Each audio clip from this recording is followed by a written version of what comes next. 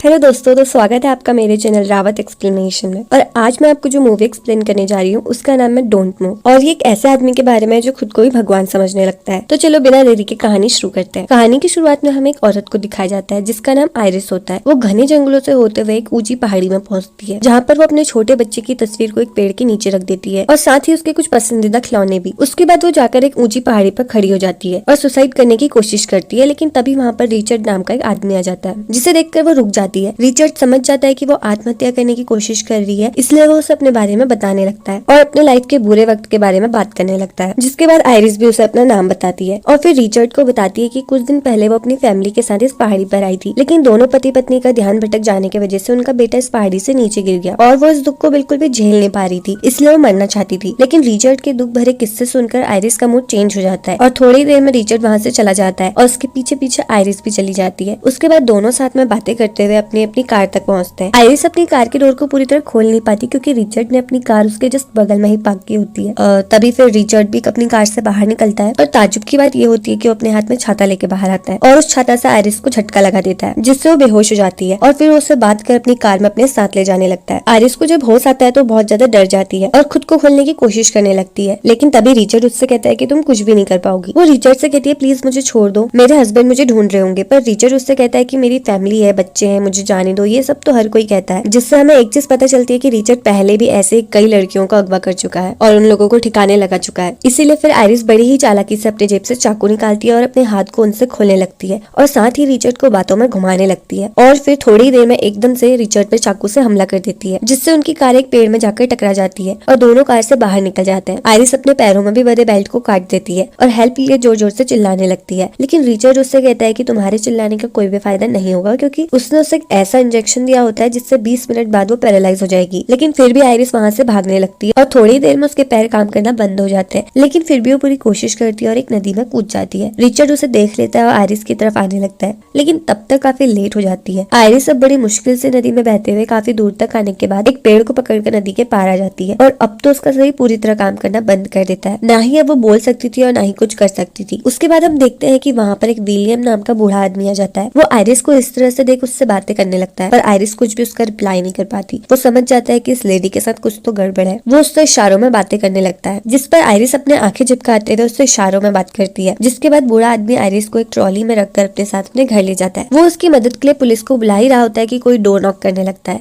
Iris काफी घबरा जाती है और विलियम की तरफ देख जोर जोर से अपनी आंखों को झपकने लगती है और उसे खतरे का साइन देती है। इसीलिए बूढ़ा आदमी आयरिस को सोफे के नीचे छिपाकर दरवाजा खोलने चले जाता है और फिर वो देखता है कि दरवाजे पर रिचर्ड होता है। रिचर्ड विलियम से कहने लगता है कि मेरी कार का एक्सीडेंट हो चुका है और मेरी बीवी भी लापता हो गई है और उसकी तबीयत बिल्कुल भी ठीक नहीं है, ये वो सो। विलियम उसकी मदद के लिए तैयार हो जाता है, लेकिन वो उससे बाहर ही रुकने को बोलता है, लेकिन रिचर्ड जबरदस्ती उसके घर के अंदर आकर बैठ जाता है। विलियम को इस बात पर गुस्सा आ जाता है कि वो अपने मन से ही अंदर आ गया। विलियम रिचर्ड से कहता है कि तुम घर से बाहर जाओ वरना मैं पुलिस को बुला लूंगा, लेकिन रिचर्ड रोने लगता है और कहता है मेरा फोन भी खो गया है और मेरी पत्नी भी नहीं मिल रही है, उसे दौरे पड़ते रहते हैं, वो हिल भी नहीं पाती, मैं तो बस उसकी मदद करना चाहता हूँ। और ये सब सुनकर विलियम थोड़ा इमोशनल हो जाता है और उसकी बातों को ध्यान से सुनने लगता है और धीरे धीरे उसकी बातों पर यकीन भी करने लगता है। लेकिन तभी रिचर्ड का फोन बज जाता है और विलियम समझ जाता है कि ये आदमी झूठ बोल रहा है, क्योंकि थोड़ी देर पहले उसने बोला था कि मेरा फोन खो गया है। इसीलिए वो अब उसे तुरंत ही बाहर निकलने को बोलता है, लेकिन तभी रिचर्ड विलियम पर हमला कर देता है और उसे मार डालता है। आयरिस ये सब देखकर बहुत डर जाती है, लेकिन बेचारी कुछ कर नहीं पाती। उसके बाद रिचर्ड पेट्रोल लाता है और पूरे घर में छिड़क देता है और घर में आग लगाकर उस बूढ़े विलियम की कार में बैठ जाता है। लेकिन तभी उसे डाउट होता है और वो वापस घर के अंदर आकर सोफे के नीचे चेक करता है और उसे आयरिस मिल जाती है। फिर वो उसे लेकर जाने लगता है और अब आयरिस भी धीरे धीरे ठीक होने लगती है और उसकी आवाज थोड़ी बहुत खुलने लगती है और फिर रिचर्ड आयरिस को लेकर अपनी कार के पास पहुंचता है जिसमें रिचर्ड का सारा सामान होता है। लेकिन तभी वहाँ पर पुलिस आ जाती है। पुलिस वाला रिचर्ड से सवाल जवाब करने लगता है, पर रिचर्ड की तो आदत ही थी रो धोकर अपनी बातों पर लोगों को विश्वास दिलाने की, तो फिर से यही पैंतरा आजमाता है और कहता है कि मेरी बीवी बहुत पीती है क्योंकि वो काफी समय से अपने बच्चे को खोने के गम में है। पुलिस वाला रिचर्ड की बातों पर यकीन करने लगता है, लेकिन तभी आयरिस कुछ ऐसा करती है जिससे पुलिस वाला आयरिस के पास चला जाता है और आयरिस बड़ी ही दबे मुंह के साथ हेल्प मी बोलती है और गाड़ी में रखे इंजेक्शन की तरफ पुलिस वाले को इशारा करती है। पुलिस वाला समझ जाता है कि इस लड़की के साथ कुछ तो गलत हो रहा है। वो जब तक रिचर्ड पर हमला करता है उससे पहले ही रिचर्ड ही पुलिस वाले को मार डालता है और उसकी गन अपने पास रख लेता है और पुलिस वाले को अपनी गाड़ी में रखकर उस गाड़ी को भी आग लगा देता है और फिर दोनों ही वहाँ से चले जाते हैं। और अब आयरिस की आवाज काफी खुलने लगी थी, तो थोड़ी देर में आयरिस उससे पूछती है कि तुम ये सब क्यों कर रहे हो, तो रिचर्ड उससे बताता है कि उसकी गर्लफ्रेंड थी क्लोई। उसके एक्सीडेंट के बाद जब वो लास्ट सांसें ले रही थी तो रिचर्ड को उसके वो पल बार बार याद आते थे और उसे महसूस होने लगा था कि वो जैसे भगवान है, कोई उसके सामने मर रहा होता था और उसे खुद पर भगवान महसूस होते थे। जिस वजह से उसे अब ये सब करना अच्छा लगने लगा था और ऐसे ही वो लोगों को धीरे धीरे खुद से ही मौत देने लगा था। अब आयरिस उससे अपनी जान की बहुत भीख मांगने लगती है और उसे समझाने की बहुत कोशिश करती है